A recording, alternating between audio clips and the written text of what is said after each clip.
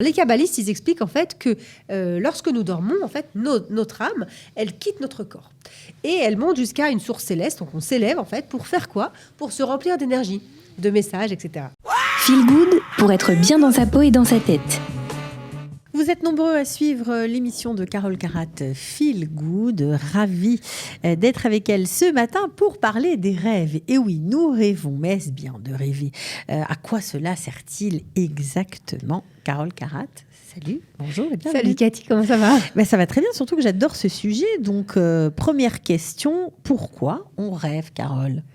En fait, je me suis réveillée ce matin et j'ai fait des rêves incroyables. En fait, on m'a réveillée et je pense que je me suis dit... Incroyable.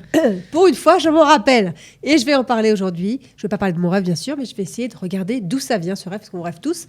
Et j'aimerais qu'on en connaisse un petit peu plus. Alors, c'est quoi la définition de Wikipédia du rêve? C'est en fait une disposition de l'esprit, généralement la nuit, nocturne, on rêve plus la nuit que le jour, qui survient au cours de notre sommeil et qui procure en fait à l'individu des souvenirs nommés eux aussi des rêves. Okay. Donc, ça vient d'où? Ça vient du 19e siècle. En fait, les spécialistes, ils ont commencé à tenter de comprendre les mécanismes de formation de nos rêves, leur rôle dans la qualité de notre vie, de notre sommeil, leur signification. Et Freud, bien sûr, le fameux Freud, lui a attribué un rôle d'exutoire des pulsions. Vous connaissez cette histoire, avec des frustrations. Tu es frustré, donc voilà, tu as des problèmes avec ton père, ta mère, tes enfants, etc. On le voit dans les rêves. C'est dans les années 1960, en fait, que des chercheurs se penchent sérieusement sur le sujet, sur le sommeil, et sur les cycles, et sur les rêves, et qui découvrent, en fait, que les rêves sont des images, des sons, des phénomènes, des choses qui se passent de manière psychique dans notre cerveau, et qui interviennent en majorité pendant le sommeil paradoxal. Ouais, alors, ouais, qu'est-ce que c'est? C'est le moment auquel on rêve. Exact. Lequel alors, on rêve. C'est quand ce sommeil paradoxal? C'est quand il y a le 5e stade de cycle d'un sommeil. C'est donc quand notre activité cérébrale, elle est intense. Elle est proche de celle produite lors de l'état de veille. Les rêves, ils se produisent à ce moment-là, en fait, durant le sommeil qui est lent, mais on se souvient des rêves qui arrivent pendant le sommeil paradoxal. Voilà. Donc surtout, si on est réveillé en plein milieu d'un rêve. Alors, si on vous réveille en milieu d'un rêve, vous êtes presque sûr de vous en rappeler. Souvent, il faut l'écrire, parce que ce qui se passe, il se passe en fait des petits signes, en fait, des traces amnésiques qui sont présentes en fait dans notre cerveau, qui sont formées par les événements vécus au cours de notre journée, en fait, de notre vie, mais aussi par d'autres choses. Ce sont des messagers de notre inconscient.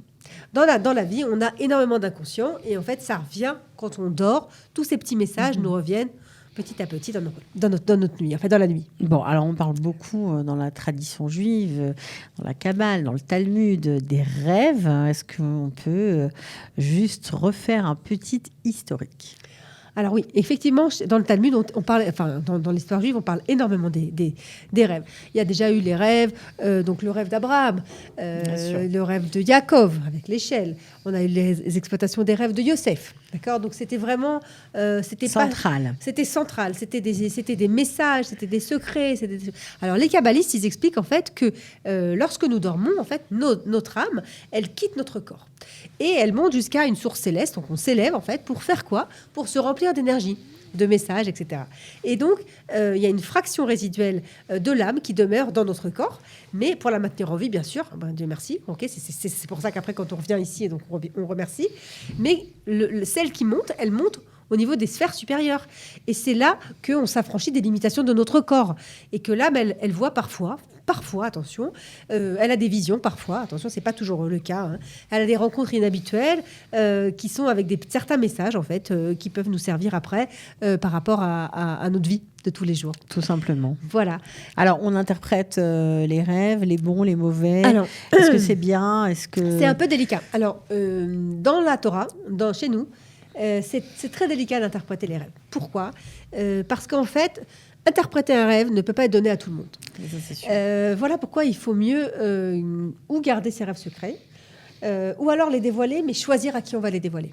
Parce qu'en fait, il est écrit que dans le Talmud que la prise en compte en fait des rêves anxiogènes, ceux dont vous avez eu, sans forcément que ce soit un cauchemar, mais quelque chose qui va vous laisser une impression de malaise, par exemple le matin en disant j'ai rêvé de quelque chose, je ne comprends pas. À partir du moment où vous allez raconter ce rêve, c'est la manière dont la personne en face va l'interpréter qui va se dérouler. Parce qu'en fait, on dit que l'interprétation la plus favorable, c'est celle de la parole.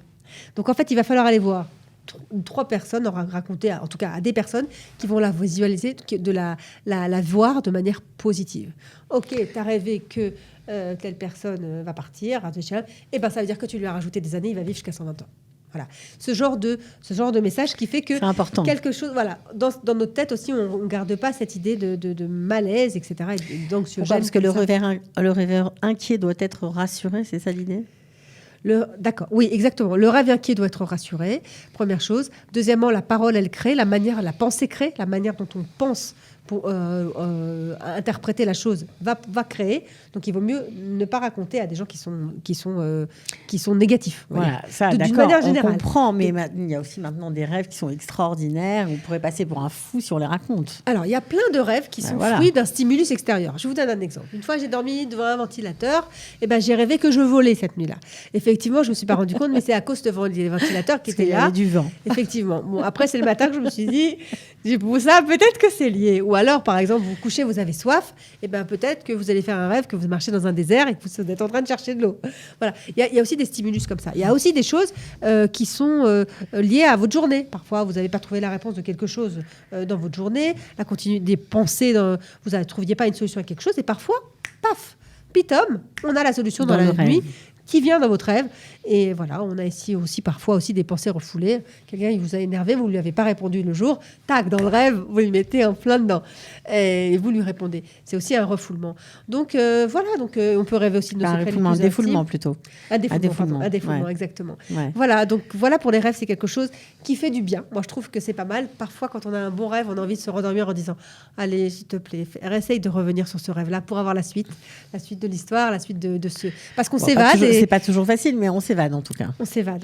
Ouais. Ça fait du bien. C'est la soupape de sécurité. Ça fait du bien. On ne sait pas vraiment où on est à ce moment-là, mais on est dans un autre monde, et quand il est bien guidé ou quand il est positif, ça fait vraiment du bien, quoi. Bon, okay. Voilà. En tout cas, merci Carole Carat de nous avoir aiguillés, envoyés sur cette route. On vous souhaite de beaux rêves. Pas tout de suite, hein, les émissions continuent.